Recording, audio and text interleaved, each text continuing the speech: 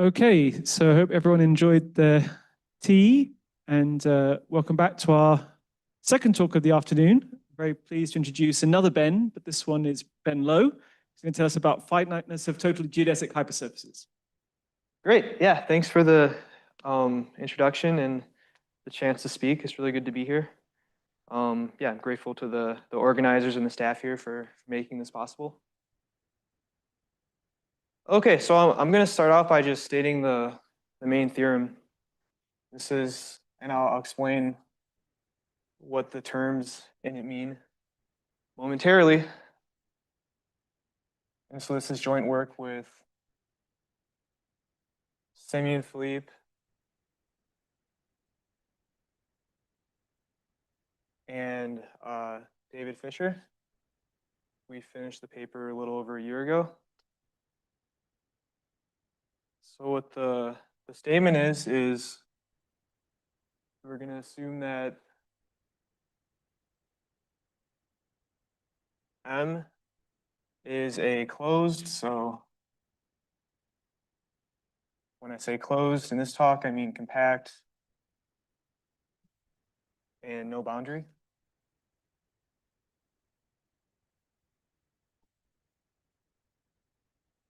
Analytic, negatively curved, and again, I'll explain these terms in a moment.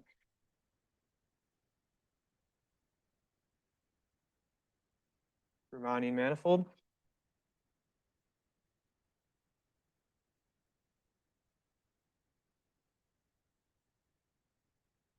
And so we're gonna assume that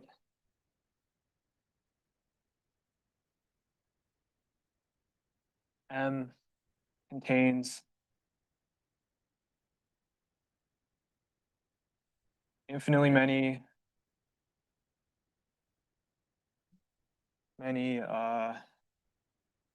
closed,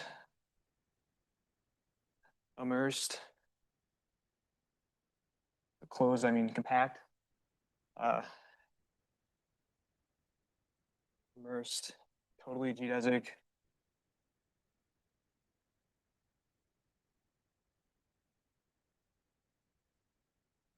hypersurfaces.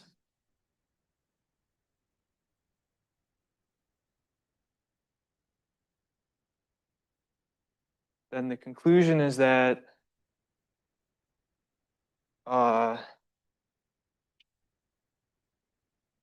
this can only happen under very special circumstances, namely M had to have had constant sectional curvature. So then say M has constant curvature.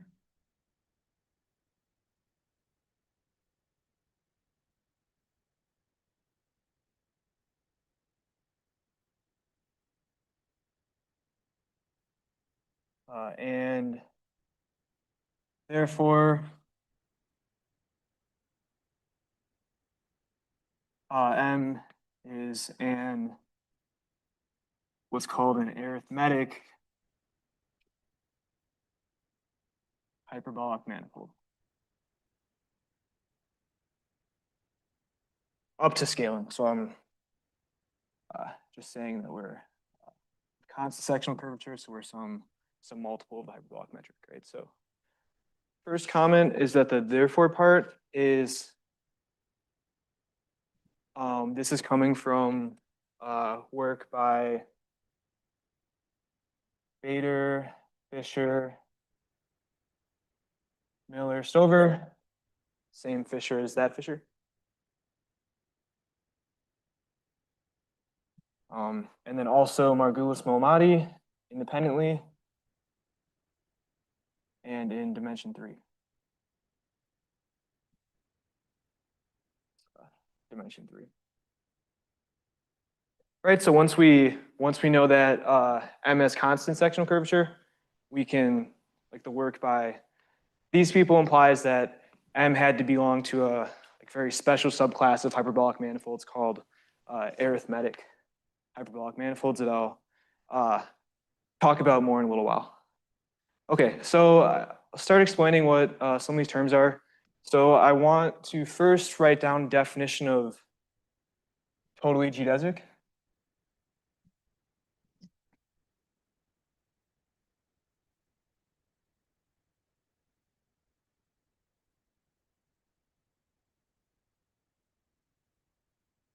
Right, so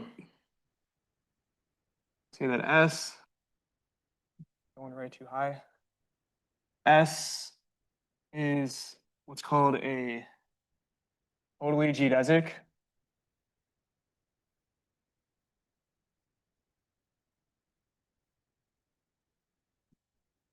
Submanifold.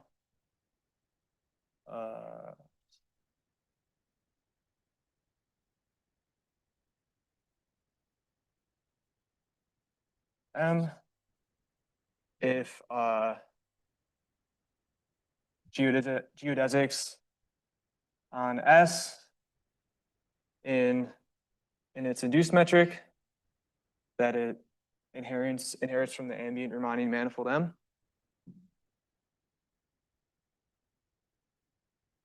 Are also geodesics in the ambient Riemannian manifold, right? Manifold M. And so, yeah, so this is saying that the intrinsic geometry of S is compatible with the ambient geometry of M, like in this very strong sense of locally linked minimizing segments on S, also locally minimizing length inside M. Right, so this is a basic notion in Riemannian geometry that Riemann introduced shortly after discovering or inventing Riemannian geometry. And so how I think he thought of it was you have just planes inside three-dimensional flat space, like in Euclidean geometry. And so he thought of totally geodesic submanifolds, I think, as like the Riemannian geometry version of that concept. Okay. And so it'll be important towards the end of the talk, if I get to it, that being totally geodesic can also be expressed in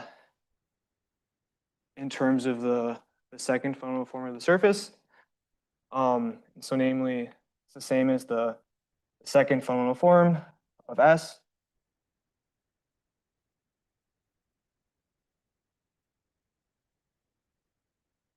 I'll call, I don't know, A sub S, vanishing identically.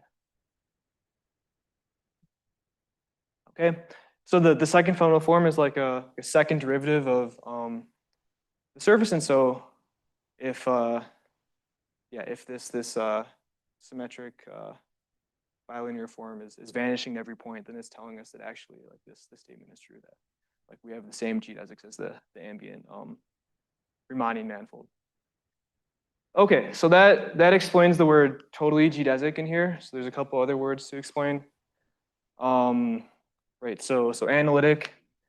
So what I mean by that, what that means is for a smooth Riemannian manifold, what that means is that you have a system of smooth coordinate charts where if you write the metric tensor down in those coordinate charts, the entries for it will be smooth functions. So what it means for the metric to be analytic is the same as what I just said, just if you replace the word smooth with analytic, right? And so this is a pretty strong condition on the metric, and if I get to the proof at the end, you'll kind of see how we use it. Maybe you can already like guess how I think it's guessable, but I'll hopefully get a chance to talk about that at the end. Yeah, I mean, even so, I think that I mean, there's a lot of examples of analytic Riemannian manifolds. So like one way, I mean, to see that the analytic metrics are dense is so we could just start with any closed Riemannian manifold and run Ricci flow for 1 trillisecond, and that will instantly make it be analytic. Most or maybe all canonical metrics on a Riemannian manifold would be analytic. So of course, locally symmetric metrics, but also Einstein metrics as well. Yeah, so it's a strong condition, but there are a lot of examples. So that's the term analytic.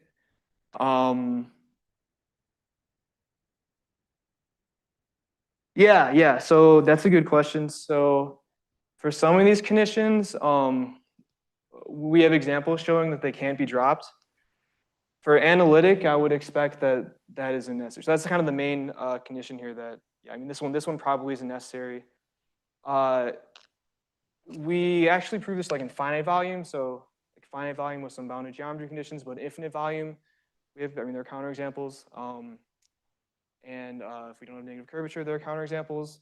But even so, I think, dropping the finite volume or the negatively curved condition, I think that like a modified version of this is true. Let's see. Also, we're assuming that we have totally geodesic hypersurfaces, right? We really need codimension 1 for our arguments. We have a conjecture about like general codimension, but it's a little bit more, it's a little trickier because there isn't just like one model case. You can have other negatively curved locally symmetric spaces then, not just the real hyperbolic ones. Let's see. Right, so just a couple more things I wanted to comment on. So should have said earlier, so this can actually happen. So there are examples of closed hyperbolic manifolds with infinitely many closed totally geodesic hypersurfaces. Right, so these examples are these like arithmetic hyperbolic manifolds. Right. Yeah, and also, so the title of the talk is finiteness of totally geodesic hypersurfaces. So another way to state this theorem, and maybe the way that I prefer to think about it, is just like the contrapositive. So so that way it's applying to every analytic negatively curved metric on a given manifold. And so what it's saying there is that unless you have constant sectional curvature, there are only finitely many immersed totally geodesic hypersurfaces. So the contrapositive of this is a finiteness statement. Sorry, Ben, I have a question. Yeah. So what happens in M is a surface? I mean, yeah, sorry, that's a really okay, yeah. Yeah. Dimension is bigger than or equal to. Yeah, thank you. Yeah. So yeah. So for right, so we kind of automatically have lots of geodesics for any. Yeah, that's a good point. Yeah, so I think that's all the comments I wanted to make. So one way of presenting this theorem or thinking about it is as a variable curvature version of this work by these people in constant curvature, which showed that if you had infinitely many of these closed, totally geodesic hypersurfaces, then you had to be like one of these arithmetic hyperbolic manifolds. But how I want to frame things for this talk is a little different and closer to what my entry point was for starting to like work on these kinds of questions. And I think it's also closer to what the interests of the people are here. So in particular, there's a connection to minimal surfaces. Yeah, so that's what I want to spend most of the talk talking about. And so yeah, so I'll move to that if there are any questions about any of the setup here, the statement of this theorem. Cool. So okay, so I'll go over here.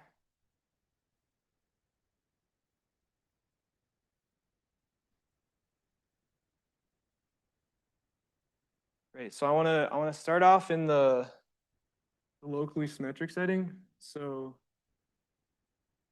in particular, I want to talk about Margulis superrigidity theorem.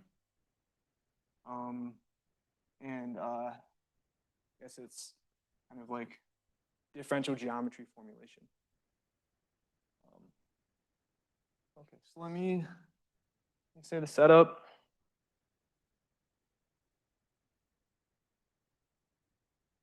So we're going to let gamma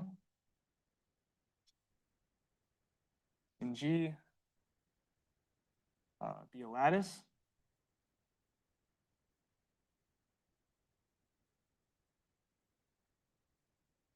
right? So what I mean by that is if yes, so I'll say all the terms in a moment. So G is going to be right. So let me so I'll say so X is going to be the associated symmetric space for G, right? So we mod out G by its maximal compact subgroup K. So G is going to be a simple Lie group. I'll write that down in a second. And G mod K is going to have a natural G invariant Riemannian metric. And so I'll give some examples in a moment.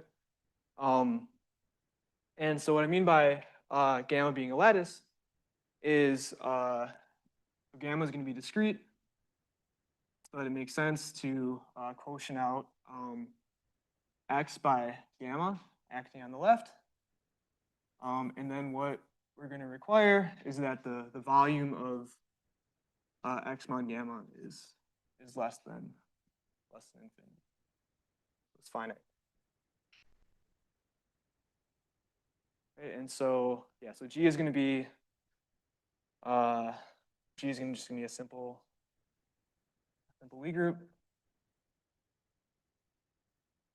This is also true for semi-simple, but just saying simple for simplicity. Yeah, and so if you haven't, I guess like seen this stuff before, then the main example you should think about is just gamma equal to S ln Z. G is S ln R, and K is equal to S ln R.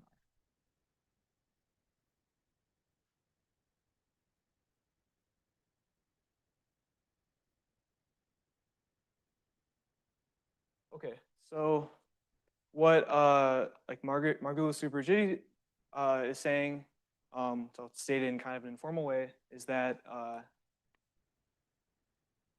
the finite dimensional representation theory gamma is determined by that of G. Right, so more precisely, if we have a representation of gamma in the finite dimensional vector space, map from gamma to GLV, then what Margulis Superrigidi is saying is that unless this is a pretty uninteresting representation where like the image is finite or pre-compact or something like that, then actually it's going to extend to a map from G into GLV. Yeah, sorry. Yes. I should say the rank of X is at least 2. Yeah. Right. So yeah. So in the case n equals 2, then what X is going to be the hyperbolic plane. Right. So you think of, I mean, in the S1R case, these are kind of like higher dimensional versions of the hyperbolic plane. But the key thing that's different is that we have these totally geodesic flat subspaces, and so that's like what the rank is telling you, or what the rank, what the higher rank assumption means, is that you have these dimension greater than 1 totally geodesic subspaces, right? Yeah, and so that's of course necessary for this this kind of a statement to be true. And yeah, but what I want to focus more on are some of the consequences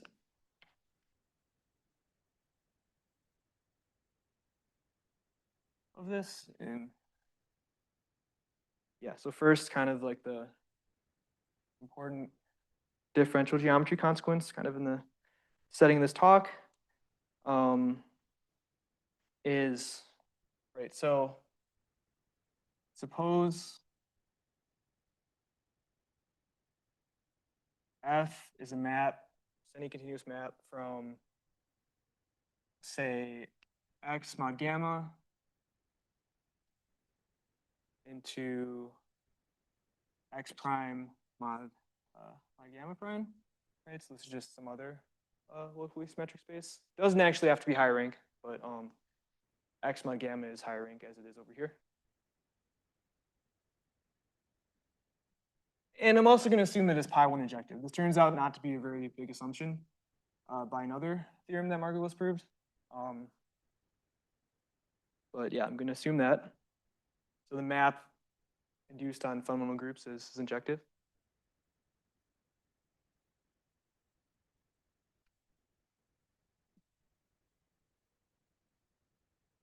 Then the statement is that F is homotopic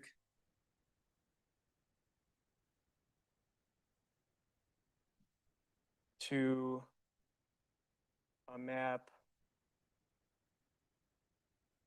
F bar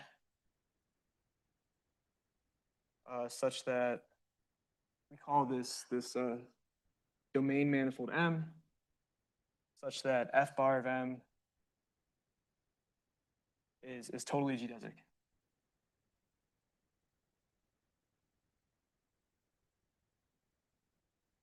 Right, so, I mean, if we're in the setting of, say, both of these were the same dimension and were just closed hyperbolic surfaces, right?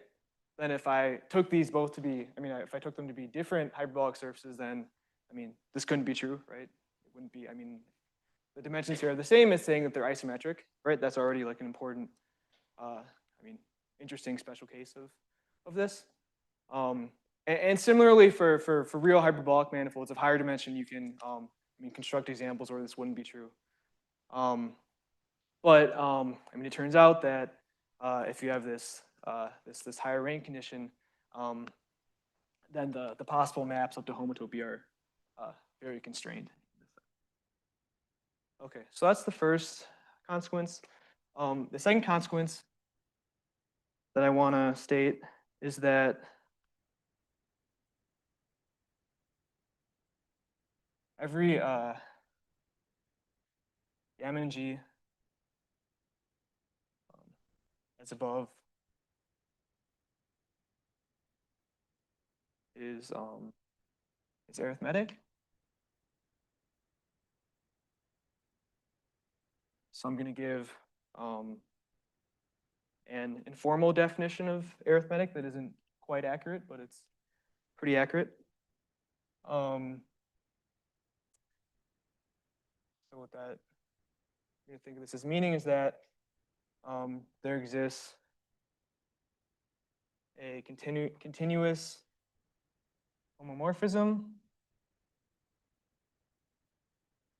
from G into some much higher dimensional, say GON general linear group, where think of n as being pretty big in general. Call this map H, such that gamma is exactly the inverse image under this map of SLNZ, right? So what's more or less happening here is we're putting our Lie group G inside some like larger GLNR, and we're just taking the intersection of gamma under that map with SLNZ, right? So the idea is that, I mean, SLNZ is kind of like the most basic, arithmetic group. And all the other arithmetic manifolds are coming from it in this sense. And so lying a little, really you want to, for example, be able to pass to finite subgroups, and there's some other conditions, but this is more or less what it means. Right, so to give a sense for like, yeah, I mean like how big of a constraint this is, knowing that a lattice is arithmetic, you can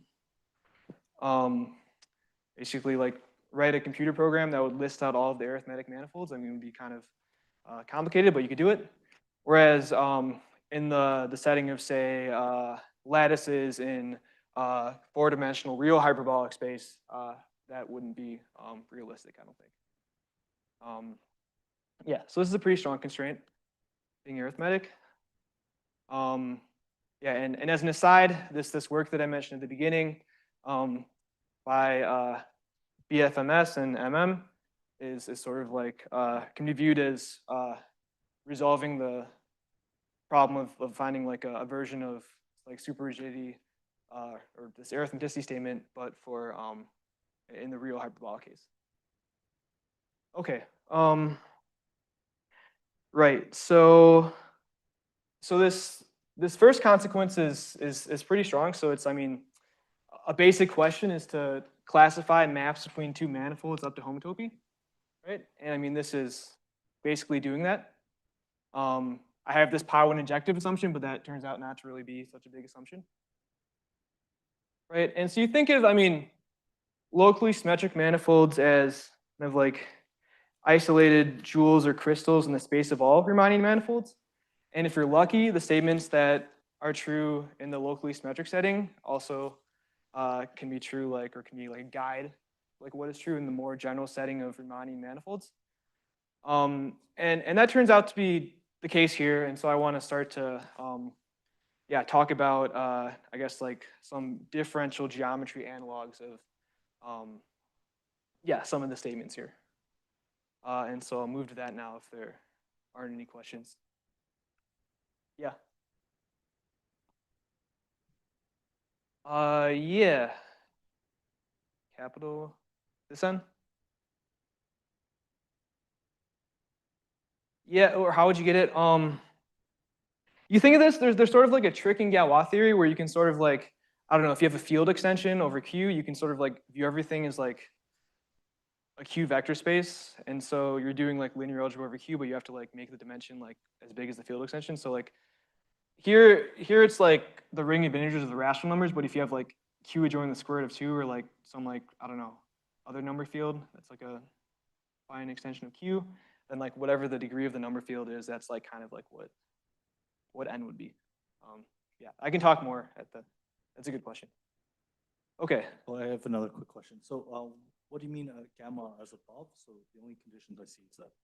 Yeah, sorry, gamma just like higher rank lattice, yeah. High rank, okay. Yeah, yeah. So the only Or condition is maybe symmetric to the weight left. is rank 2 or higher. Yeah, yeah, rank 2 or higher. And simple is also important. So the version if like the Lie group isn't simple, but then you need another condition on the lattice. And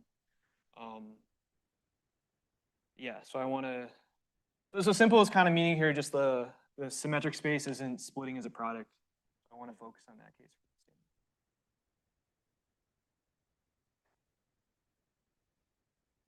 Cool, okay, so now, so moving to differential geometry. So kind of the question is whether there's a version of this statement that's true kind of in the more general setting of non-positively curved Riemannian manifolds. And so some of the first work in this direction that I know about, like one of the big breakthroughs is this theorem by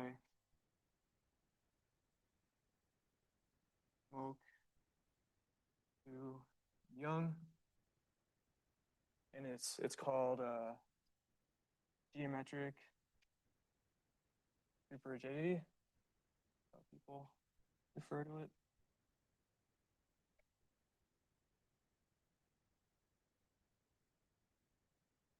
So what the statement is so gamma and G, so say G is simple again. Gamma is a lattice.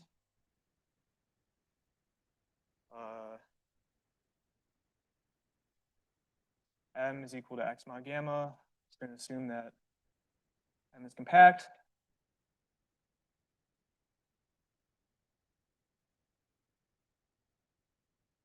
Right, and then we're gonna, the target manifold no longer require it to be locally symmetric, but instead compact, and we're going to assume that it has non-positive curvature.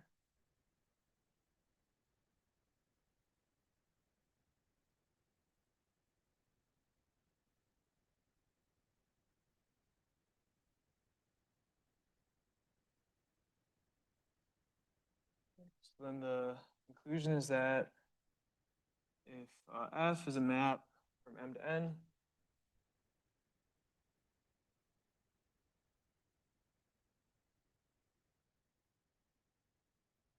F is homotopic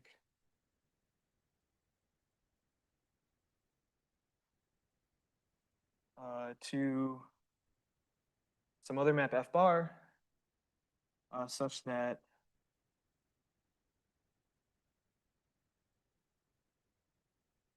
F bar of M is totally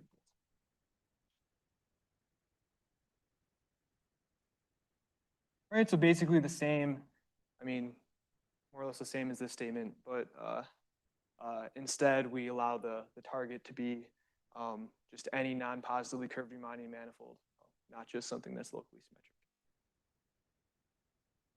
Yeah, so some of the history here was, so Margulis's original proof of super-rigidity theorem was using dynamical systems and probability theory, but then Su gave another proof in the setting of Kähler manifolds, and also generalized it to the Kähler setting using harmonic maps. Really, so really this theorem is how is this proved? Is you homotope F to a harmonic map, and there's a Bachner formula that that they find that's like this really complicated linear algebra, and that allows them to conclude that the harmonic map had to actually be to have totally geodesic image, right? So it's kind of like a different way of using harmonic maps than what was in the first week, I guess.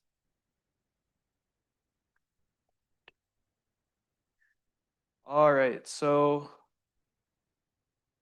question that I had after learning about this theorem, and that also maybe people in the audience might have, I don't know, is the following. So erase this.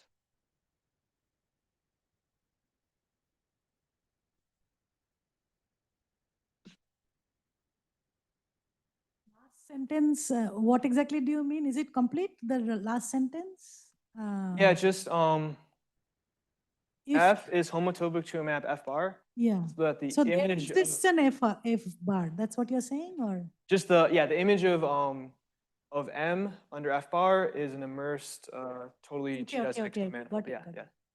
That's the conclusion. Any other questions about?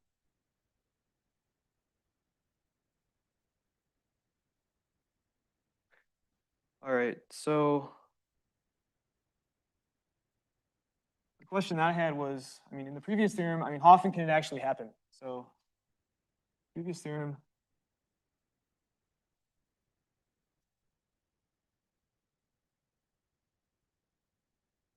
I'll say if the previous theorem applies,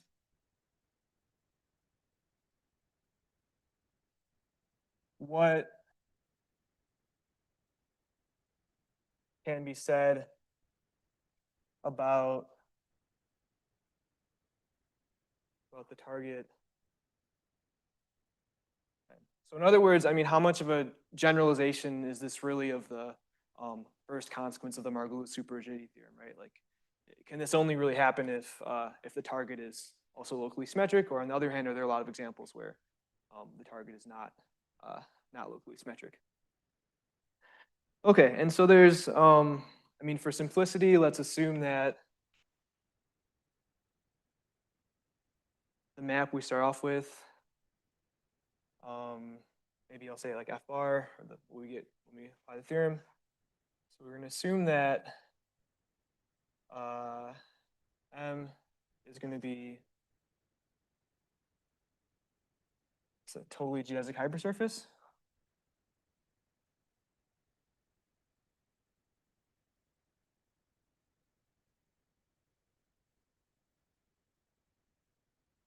Right, so we're going to assume we're in the codimension 1 case. Okay, then there's a theorem by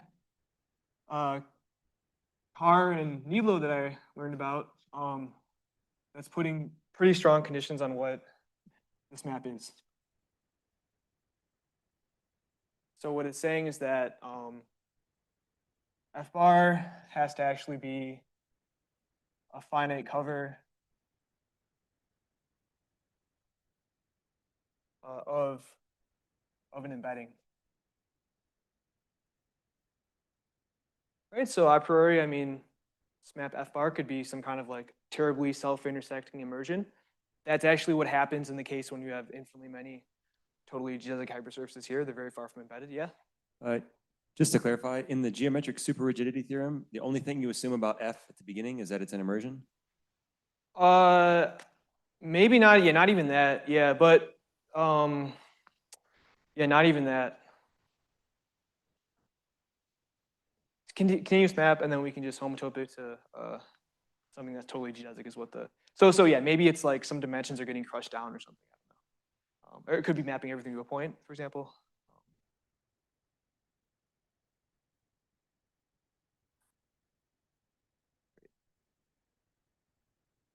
Yeah, so this theorem is saying that, I mean, yeah, the possibilities, at least in codimension 1, for how this can happen are very constrained, right? So then maybe it's possible to prove some kind of rigidity theorem here, but on the other hand, it turns out this can happen a lot.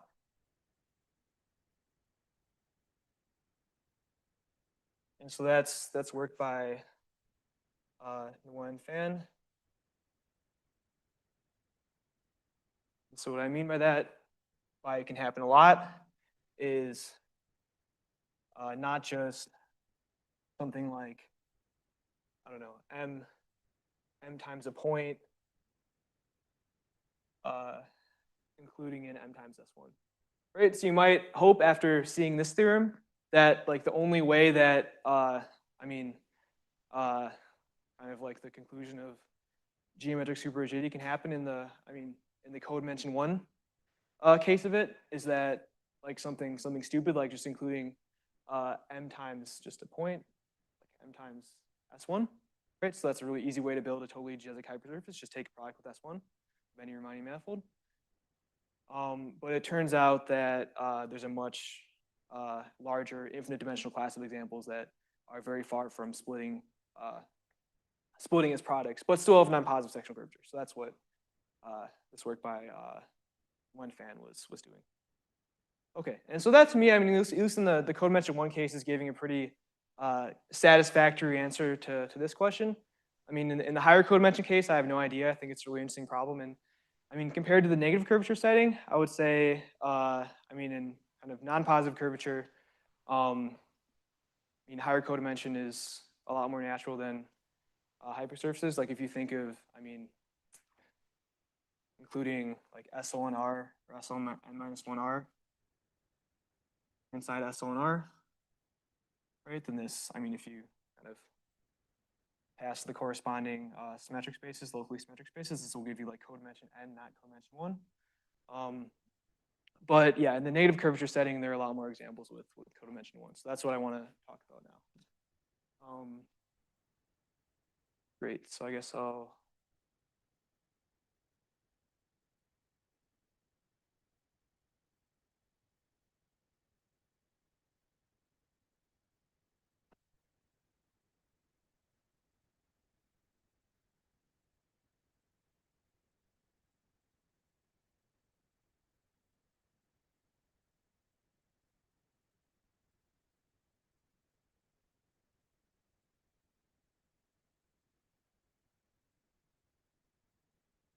right. So now, yeah, now I want to think about whether there could be some kind of a negative curvature version of the geometric superrigidity theorem that's kind of like assuming strict negative curvature. I mean, since we know in the locally symmetric setting, there's sort of like new phenomena, or I mean, different phenomena for like real hyperbolic lattices versus higher rank lattices. So question is whether yeah, in the setting of geometric superrigidity kinds of questions, that's also the case. Right, so I want to state this theorem by Besson-Courtois-Lowe, or maybe they don't formulate it this way exactly, but it's an easy consequence of their work. And I want to claim that this is sort of like a negative curvature geometric superrigidity, which, yeah, I guess if there are any superrigidity aficionados in the audience, they might take issue with me characterizing what I'm about to write as negative curvature geometric superrigidity. So maybe I'll put it in quotation marks in deference to possible objections. But yes, let me give the statement. So we're gonna assume that we give ourselves a closed hyperbolic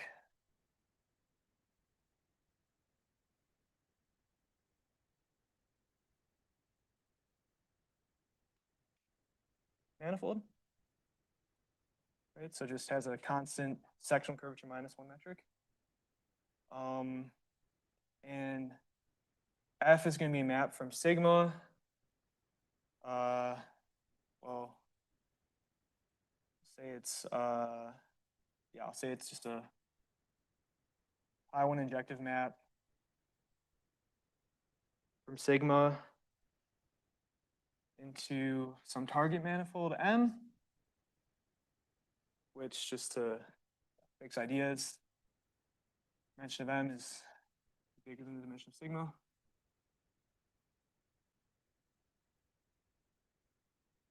And the main thing we're going to assume about the target manifold M is that it has sectional curvature at most -1.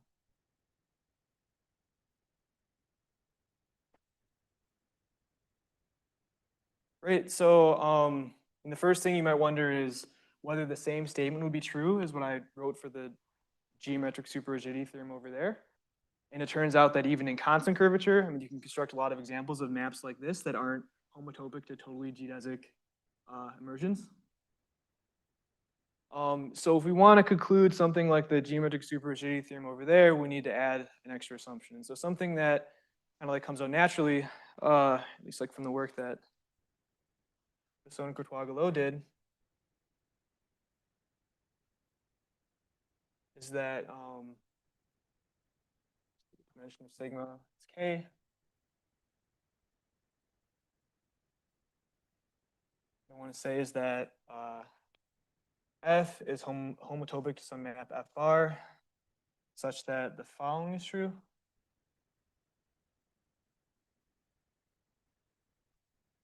Such that the volume, the k-dimensional volume of the image of sigma under F bar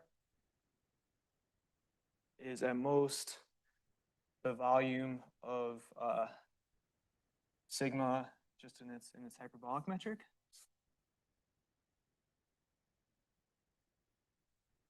Right, and so then, and in the and if equality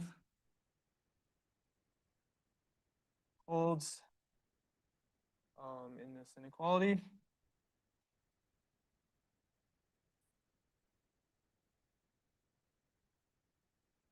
then the image of sigma under this map F bar is totally geodesic.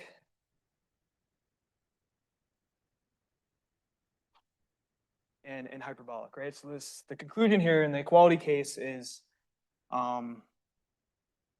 yeah, similar to what you can conclude in this Moog signal theory.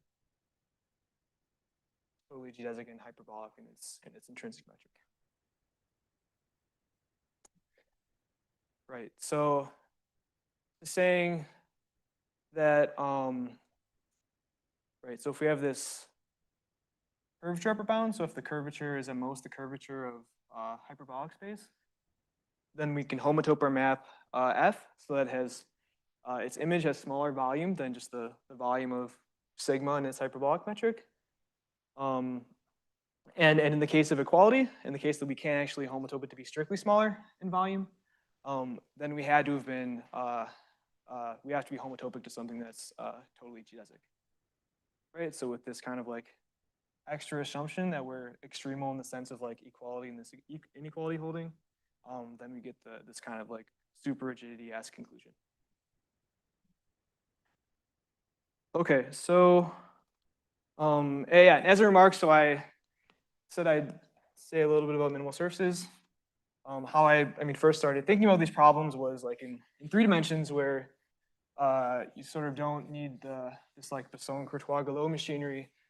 In the case that M has 3 dimensions, what you can do is you can homotope sigma to a minimal surface.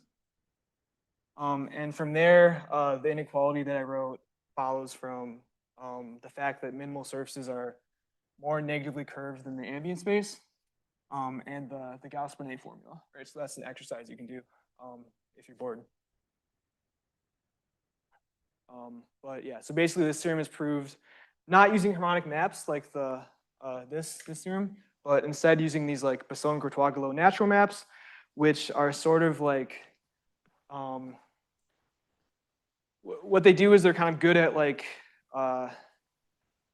contracting volume basically. So you can sort of control volume using these maps. Yeah, so it's sort of like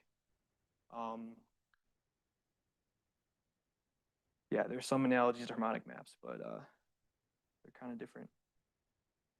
So the question I want to ask now is the same as what I was just asking in the non-positively curved setting. So it's in the case of equality.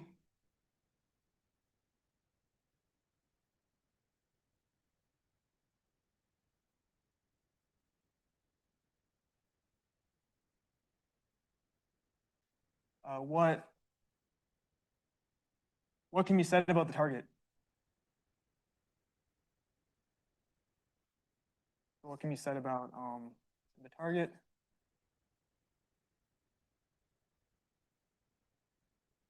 Manifold M.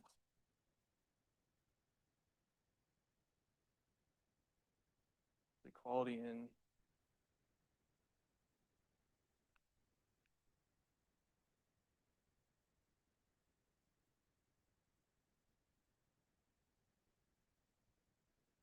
right. So it turns out that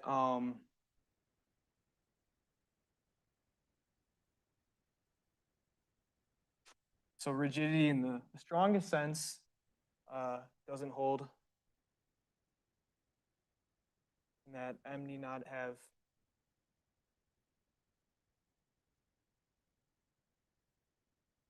constant curvature. And so the examples there are basically due to Vanderson-Lima. And I'll draw a picture of what these look like.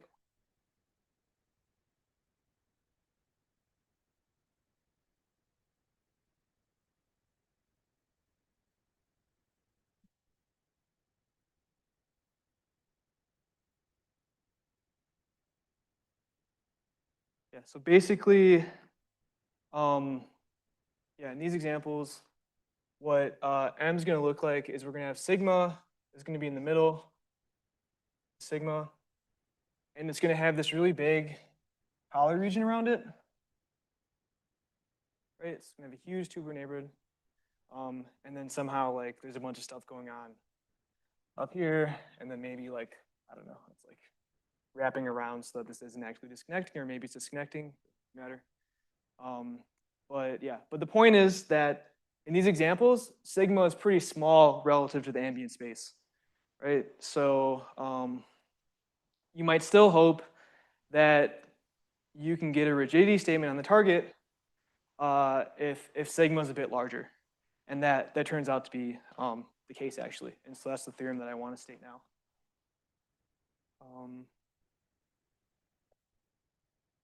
Yeah, any questions about?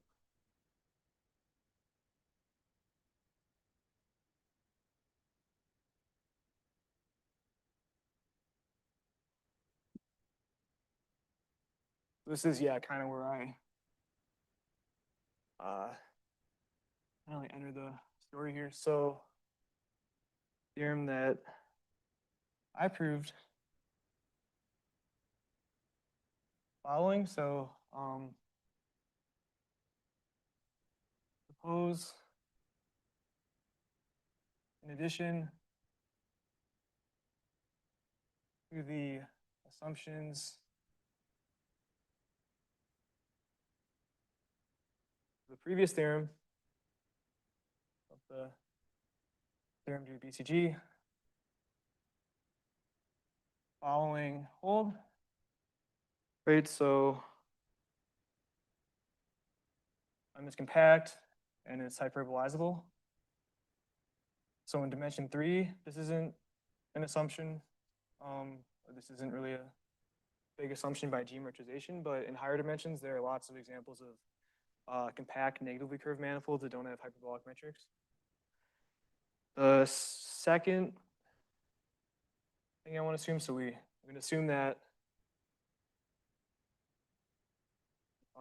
our homotopy class of surface achieves equality in this inequality that I wrote.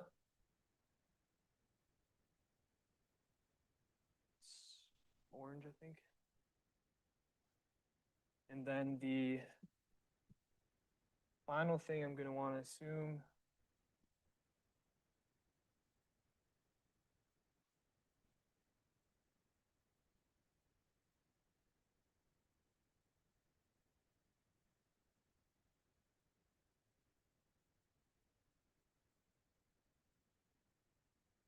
is that assumption on the topology of sigma and how large it is. So I'm going to assume that sigma is homotopic to a totally geodesic surface submanifold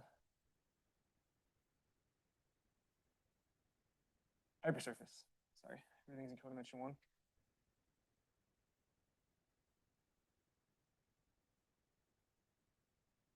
Sigma prime, that's totally geodesic inside M, and it's hyperbolic metric that we assumed existed in the first condition.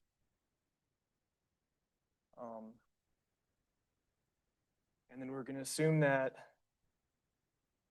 sigma prime is large, so it has volume at least some constant that depends on just on the topology of the ambient manifold.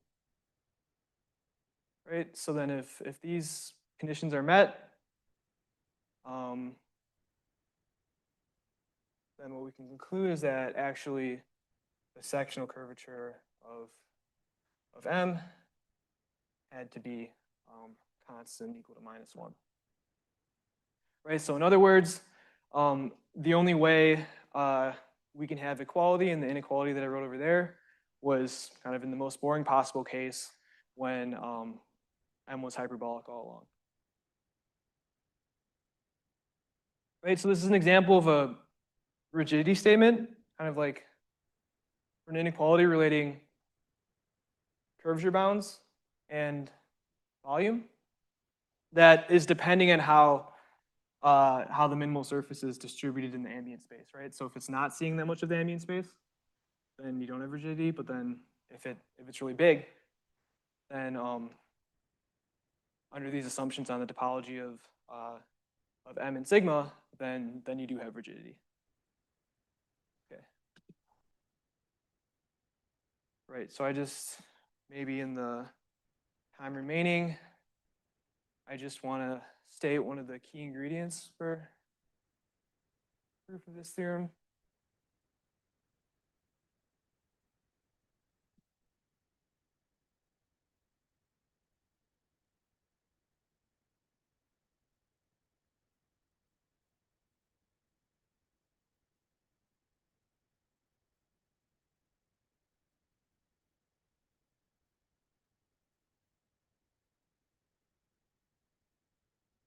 The key ingredient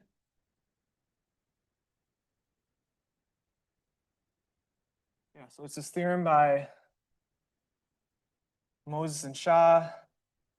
It's like some kind of enhancement of Ratner's theorems. Right, for name 2. And what the statement is that if we have a sequence, sigma sub k, m is hyperbolic, and the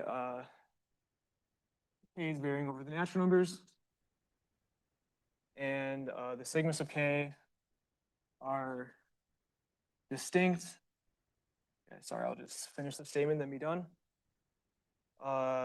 Distinct, closed, totally geodesic hypersurfaces.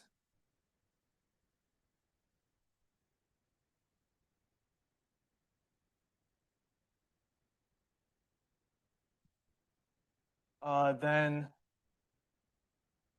what this theorem is saying is that for every ball B inside M, all but finitely many of these surfaces have to intersect the ball. So for all k sufficiently large. Right, so basically what's going on in the theorem that I just stated, how it's proved, to sort of know exactly what's happening in constant curvature from this theorem. Like it's telling us that the totally geodesic hypersurface we're looking at in the hyperbolic metric has to be kind of going everywhere, not just spending its time in like a very small part of the manifold. And then there's a way of moving information from constant curvature to variable negative curvature to get the rigidity statement that we want. And just to conclude, to kind of comment on the difficulty in this theorem. So for this theorem, in proving it, basically what we want to say is that these closed totally geodesic hypersurfaces are going everywhere, right? And so in this theorem that I just stated, we can sort of use knowledge of like what happens in constant curvature to get what we want. But to prove this theorem, we sort of have to come up with some kind of a substitute for the like homogeneous dynamics that would in constant curvature let us like conclude what we want. But in variable curvature, we don't have that, so we're able to kind of like combine this analyticity condition with facts about the geodesic flow negative curvature, kind of like the chaotic mixing properties, to say that these immersed totally geodesic hypersurfaces are going everywhere inside the manifold, and that lets us conclude that M had to have had constant sectional curvature. So I'll end there. Thanks for listening.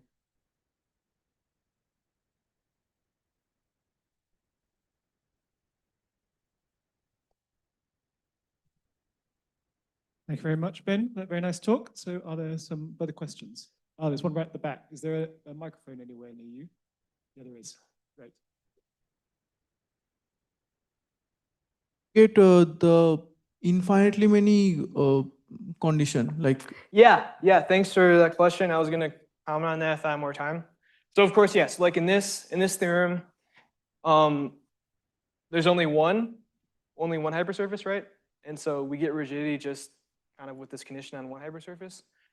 Kind of the thinking going from this theorem to this theorem is like maybe we'd want something where we don't have this like sectional curvature and most. is that referring finitely many totally geodesic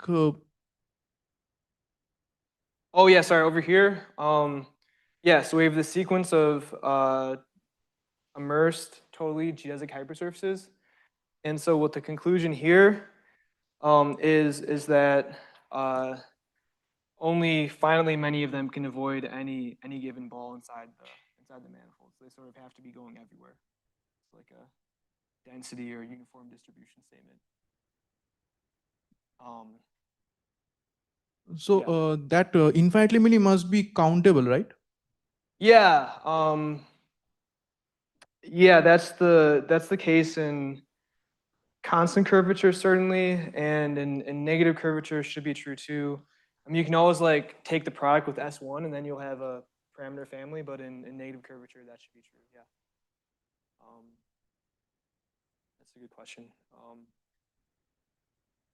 Yeah, so you can sort of see like if you just, I don't know, perturb the metric in any like really small ball, then if you just have negative curvature but not like this strict -1 upper bound in the sectional curvature, then you can't have a rigidity statement just based on finitely many surfaces you actually need. And so that kind of, yeah, leads into this theorem.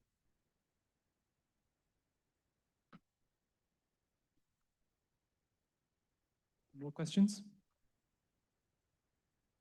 Yep. Just wait for the mic, sorry.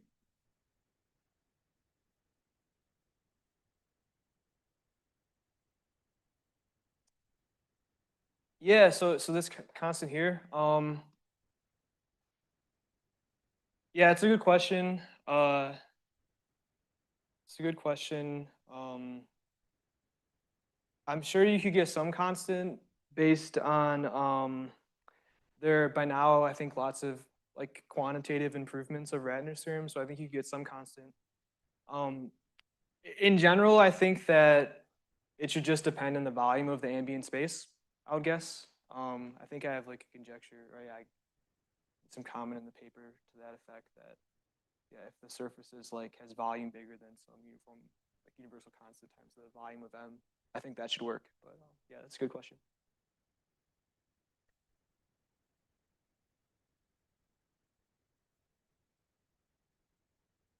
I just missed it because I think you said it quickly. So the analyticity, where did that came in to stop some kind of accumulation phenomenon or something? Yeah. So that's right. So it's with the accumulation, and what you get from the analyticity is, so we have infinitely many of these totally geodesic hypersurfaces.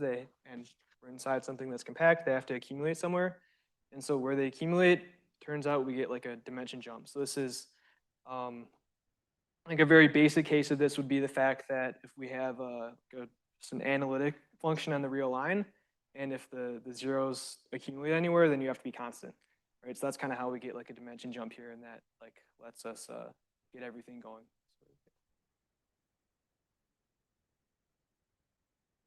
Okay, great. Well, let's thank Ben very much again.